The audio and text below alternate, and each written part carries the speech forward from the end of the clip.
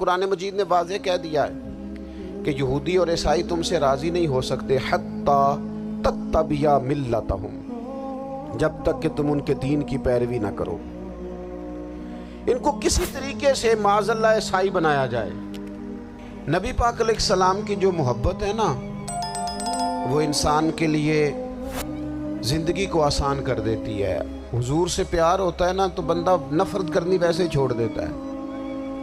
حضور سے پیار کرتا ہے، ہرس ہوس لالچ ویسے ہی نکل جاتا ہے۔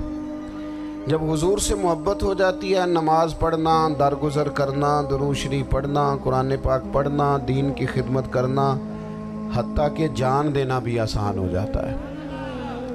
نبی پاک علیہ السلام کی محبت انسان کو کبھی بھی پریشان نہیں ہونے دیتی، الجھنے نہیں دیتی، تازہ دم رکھتا ہے حضور کا پیار۔ شرط یہ ہے کہ محبت صحیح ہو، اصلی ہو، باطن میں ہو۔ یہ آپ کے ذہن کے اندر کبھی بھی کسی بدبو کو نہیں آنے دے گی، طبیعت کو تازہ دم رکھے گی، سکون میں رہے گی۔ لیکن نبی پاک علیہ السلام کی محبت کے کچھ تقاضے ہیں، ان تقاضوں کو سمجھنا پڑے گا۔ بالخصوص امت اس وقت جس جگہ پہ کھڑی ہے، آپ دیکھیں کہ اتنی بربریت اور اس جیتے جاگتے دیکھتے ماحول میں کہ جس میں ہر چیز کیمرے کی آنکھ دیکھ رہی ہے، اس میں اس قدر زیادہ اسرائیل کی جارحیت، اس کے جواب میں دو تین تازیانے ہیں جو سمجھنے والے۔ ایک ہے کہ میں کوئی جذباتی بات کروں گا، آپ اس کی تائید کر دیں گے۔ ایک ہے کہ پہلوؤں پر غور کرنے کا وقت ہے کہ اتنے کٹھن ماحول میں بھی اگر مسلم امہ کے لیڈر بیدار نہیں ہو رہے تو آپ کو پس منظر سمجھنا پڑے گا کہ ہم نے نبی پاک کی محبت کے تقاضوں کو نہیں سمجھا۔ حضور سے محبت ہے نا تو پھر نبی پاک کو تو سادہ طرز زندگی پسند ہے، حضور کو تو پسند نہیں ہے۔ اللہ کے محبوب نے تو دعا مانگ کے فقیری لی اللہ تعالیٰ سے۔ آپ کو پتہ ہے جب بندہ بہت زیادہ آسانیوں میں چلا جاتا ہے، بہت زیادہ اس کے پاس سہولیات ہو جاتی ہے، اس کا مرنے کو دل نہیں کرتا۔ خود نبی پاک علیہ السلام نے فرمایا قیامت کے قریب کافر تم پر جھپٹیں گے جس طرح بھوکے لوگ کھانے پر جھپٹتے ہیں۔ حضور کیوں، ہم تھوڑے ہوں گے؟ فرمایا نہیں، تمہیں دنیا سے محبت ہو جائے گی اور موت تمہیں بری لگے گی۔ اتنے بڑے بڑے بنگلے، عالی شان محلات، کس کا چھوڑ کے مرنے کو جی چاہتا ہے معاذ اللہ۔ نبی پاک کی محبت کا تقاضا سمجھو، ایسا نہیں کہ وہاں دولت آئی نہیں۔ حضور تو فرماتے ہیں کہ اللہ نے خزانوں کی کنجیاں میرے ہاتھ میں رکھ دی ہیں، لیکن میں نے عرض کیا مالک ایک وقت روٹی دینا اور ایک وقت کا فاقہ دینا۔ کنجیاں خزانوں کی اللہ نے دی۔ جب تک آپ اپنا طرز زندگی، یہ جو بہت دنیا کا پیار ہے نا، بہت زیادہ مرنے کی ہرس، یہ بہت زیادہ جینے کی ہرس تو اللہ تعالیٰ نے قرآن پاک میں یہودیوں کا طریقہ بیان کیا کہ وہ کبھی مرنے کی تمنا نہیں کریں کیونکہ جینے کی ہرس رکھتے ہیں۔ نبی پاک علیہ السلام کے غلاموں، طرز زندگی جب تک سادہ نہیں ہوتا اور جب تک یہ دنیا کے جھمیلوں سے کسی کو دولت دے کر پیچھے کر دیا جاتا ہے، کسی کو عہدہ دے کر چپ کرا دیا جاتا ہے، کسی کو اقتدار دے کر چپ کرا دیا جاتا ہے، رسول اللہ صلی اللہ علیہ وسلم کے سچے غلام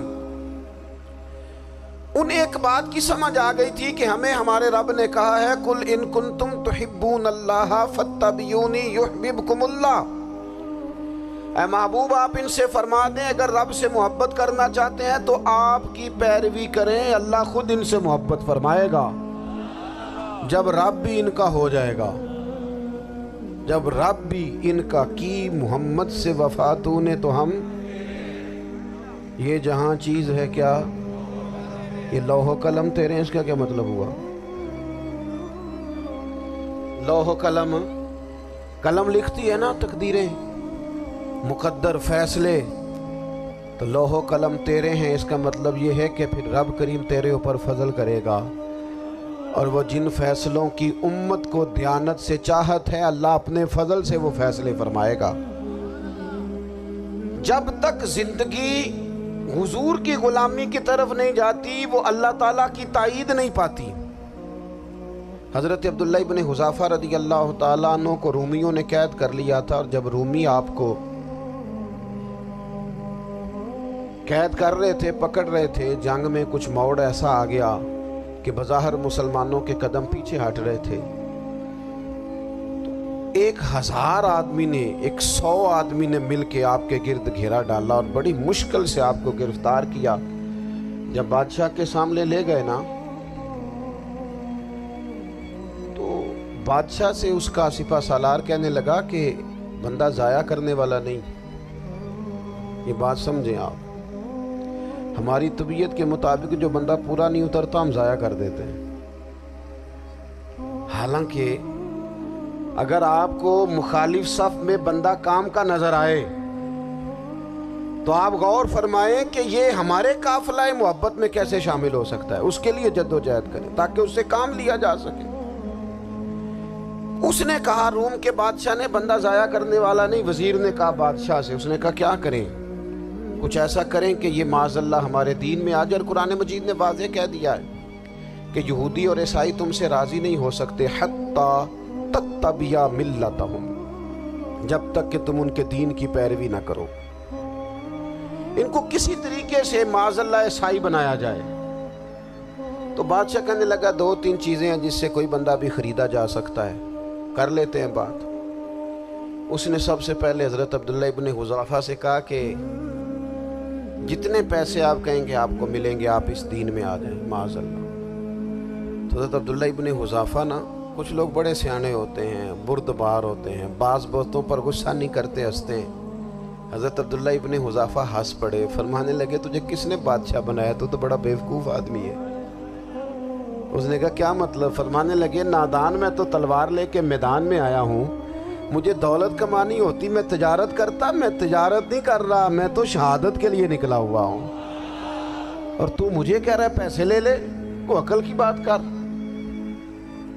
اس نے دوسری بات کی،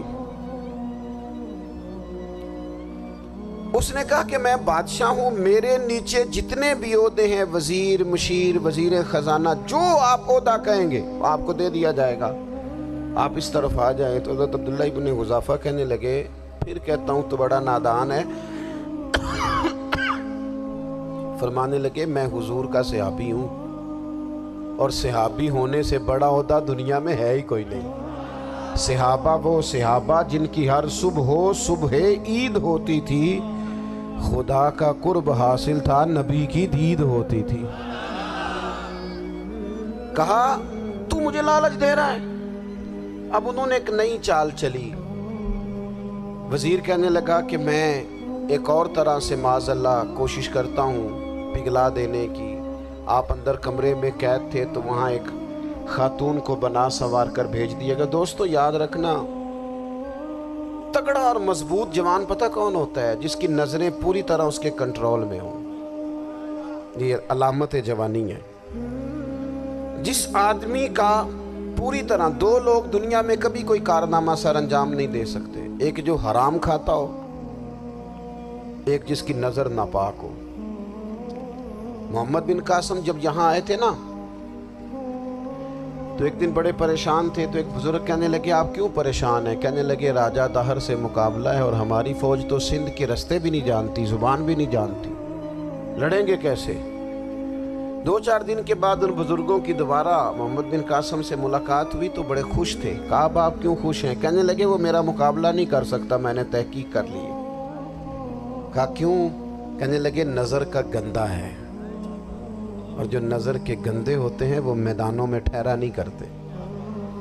میدان کے لیے نکلنے کے لیے پاک جوانی کی ضرورت ہوتی، تطہیر مزاج ہونا ضروری ہوتا ہے، پاکیزہ افکار اور سچی اور سچی ستھری سوچوں کا ہونا ضروری ہوتا ہے۔ اس لیے فرمایا کہ میرا مقابلہ نہیں کر سکتا۔ حضرت عبداللہ ابن حذافہ کمرے میں تھے، تو وزیر کی بیٹی اندر سجی سنوری پہنچ گئی۔ جیسے ہی آپ نے اس کفر کی چال کو دیکھا تو تیمم کر کے نفل شروع کیے۔ وہ ساری رات بیٹھی رہی، رب کا بندہ ساری رات عبادت کرتا رہا۔ عبادت بڑا سہارا ہے، مصلی بڑا سہارا ہے اللہ کے بندوں۔ صبح دروازہ کھولا، وزیر نے اپنی بچی سے پوچھنا چاہتا تھا رزلٹ کیا نکلا، تو وہ کہنے لگی پیچھے ہٹ جا، اب تیرا میرا تعلق کوئی نہیں، میں نے نبی پاک کا کلمہ پڑھ لیا۔ اس نے کہا میں نے بھی زمانہ دیکھا ہے، پر یہ کیا لوگ ہیں، کستوری کے بنے ہوئے،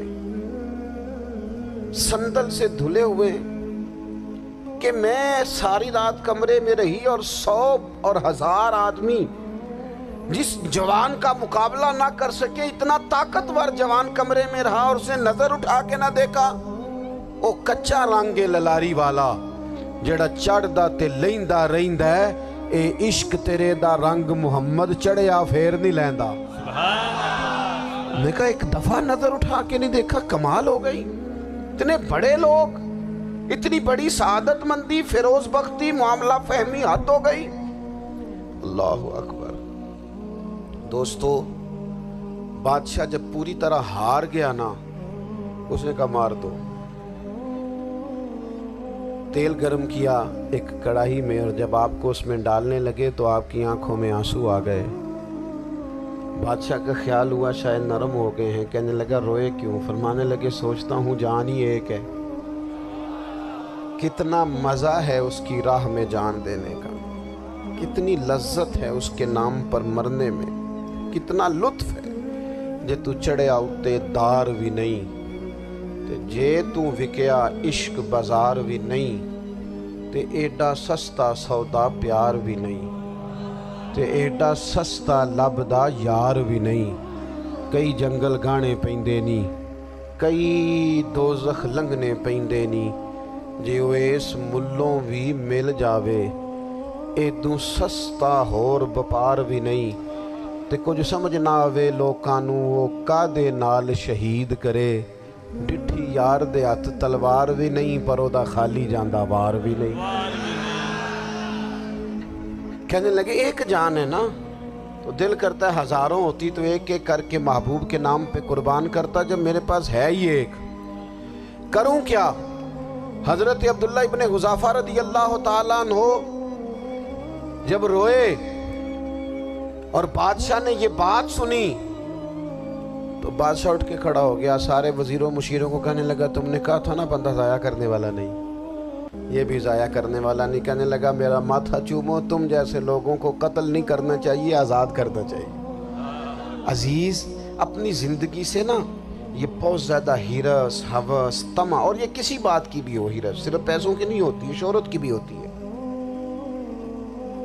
یہ بیماری انسان کو اقتدار کی بھی ہوتی ہے، تعریف کی بھی بیماری ہوتی ہے، یہ سارے نقص ہوتے ہیں لوگوں، اور معاذ اللہ بعض جبوں کبوں کے اندر بھی ہوتے ہیں، وہاں بھی پنپتے۔ اپنی زندگی جب تک اس سادگی میں نہیں لاؤ گے جو رسول پاک نے عطا فرمائی، جب لوگ آسانیوں میں پوری طرح الجھ گئے تو پھر وہ دور ہوئے اور کفر چڑھ گیا۔ دوسری بات، اللہ کے محبوب صلی اللہ تعالی علیہ وسلم کی محبت ہم سے تقاضا کرتی ہے کہ ہم اس مشن کے لیے کام کریں جس مشن کے لیے رسول پاک نے کام فرمایا ہے۔ ہم سارے کام بڑی مضبوطی سے، سوچ سمجھ کے، تدبر سے، حکمت سے، تقاضوں کو مد نظر رکھتے ہوئے کرتے ہیں سارے کام۔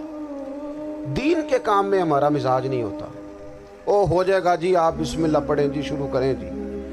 آپ تقاضوں کو سمجھیں، چیزوں کو دبائیں نہیں، چیزوں پر غور کریں۔ کسی کے ذہن کی سطح پر سوال ابھرتا ہے، اس کا تسلی بخش جواب دیں۔ اپنی زندگی میں دین کے کام کے لیے اپنے آپ کو وقف کریں، اور دین کے کام کے بہت سارے پہلو ہیں۔ ہزاروں لوگوں کو قرآن پاک ٹھیک پڑھنا نہیں آتا، ہزارہا لوگ ہیں جو قرآن مجید کے مطالب سے آگاہ نہیں ہیں، دین کی بنیادی ضروریات سے لوگ نابلد ہیں۔ میں آپ کو کس طرح یہ بات سمجھاؤں کہ ہزاروں کی تعداد میں طلاقیں اس لیے ہوتی ہیں کہ مردوں کو طلاق کے مسئلے نہیں آتے، انہیں پتہ نہیں ہے کہ مجھے حقوق زوجین کے معاملے میں کیسے چلنا ہے۔ ڈھیر سارے گھروں میں تباہی اس لیے ہے کہ تربیت اولاد کا دینی منہج ہمیں نہیں پتا۔ اپنا حصہ ملائیں دین کے کام میں۔ ایک آدمی کو اگر تو نمازی کرنے میں کامیاب ہو گیا، تیری زندگی بدل گئی.